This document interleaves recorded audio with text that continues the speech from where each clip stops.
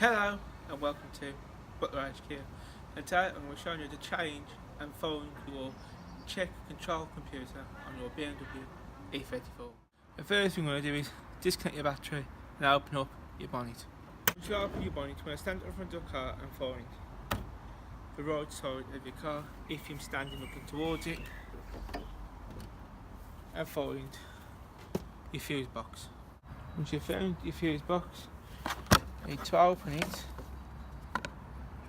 That is your check control module, which pulls out like so. Check and control module. It only goes in one way. The tabs go towards the back of the car.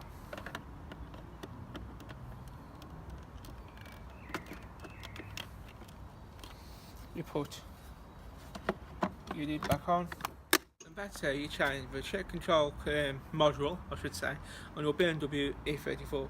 Now, a sign of this is going is you'll throw random messages on your dashboard, and you'll go and check. You'll go, oh crap. This is gone, and you'll check, and there'll be nothing wrong with it. That's a sure sign that the module's giving. So if you did find this tutorial helpful, please like, subscribe, and comment. But until next time, thanks for watching. Bye bye.